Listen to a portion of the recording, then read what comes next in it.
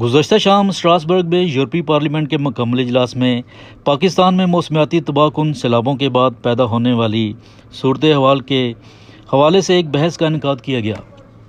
इस बहस का मकसद पाकिस्तान की सूरत हाल पर यूरोपीय यूनियन के रद्द-ए-अमल और मौसमियाती बहरान के शदीद मौसमी नताइज को कम करने के तरीक़ों पर तबादला ख्याल करना था। यूरोपीय यूनियन, बेल्जियम और लुक्समबर्ग में पाकिस्तान के सफ़ीर डॉक्टर असद मजीद खान ने ख़ुसूसी बहस में शिरकत की। To a health crisis, to a livelihood crisis, and all of that cumulatively into a humanitarian crisis. Fires ravaging some of our fine pine forests in Pakistan. We are seeing glacial melt accelerating. So all of this is happening to us when we are contributing the least to global warming. मुबाहिसे का आगाज़ जमहूरी check के यूरोपीय अमूर के वज़ीर मैकोलास bake ने किया, जिसके बाद यूरोपीय कमिश्नर बराए ज़राअत मिस्टर जानोस ने खिताब किया।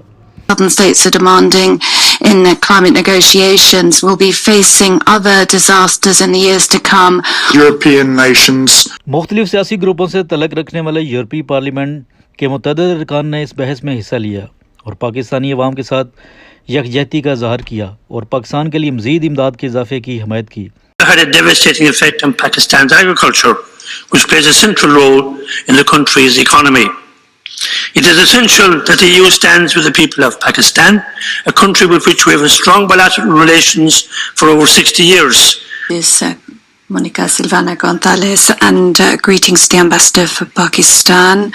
So we see that more than 30 million people are affected by these floods caused by climate change, but in the EU we still haven't decided how we're going to protect those people displaced by climate and climate refugees.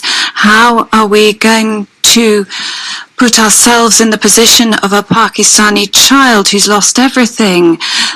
What is needed is a long-term and medium-term development.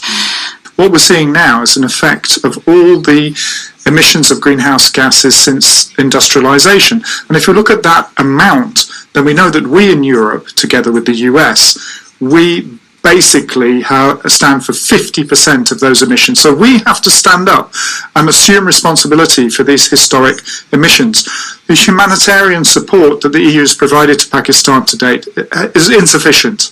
Just yesterday, I met the Pakistani ambassador and we took stock of the dramatic situation affecting Pakistan as well as the assistance that Europe has been providing in recent weeks. We know that fighting the climate crisis is a difficult endeavour, but we can mitigate its worst consequences with a careful policy to fight hydrogeological instability. Let's do it together. Pakistan is responsible for only 0.3% of greenhouse gas emissions, but they are paying a heavy price for climate collapse. So I would ask the European Union to honour its commitments to developing countries and to step up its efforts to make sure that adaptation to climate heating becomes a priority at global level. Pakistan unfortunately is hit by floods on several occasions, but this year the glaciers melted very quickly, the monsoon rains came in greater quantities. The scale of the tragedy that has hit Pakistan is undeniable, and that calls for our total support and the strengthening of humanitarian assistance from the European Union. Despite massive relief efforts from Pakistani authorities to alleviate the devastating impacts of the floods, there are still many pressing needs to be covered and many health threats to be countered. Therefore, we should step up our efforts to help Pakistan in facing not only the immediate but also the long-term consequences of such a huge disaster. I believe that Pakistan ought to stay in the GSP Plus because it's only through doing that that we can achieve that this Central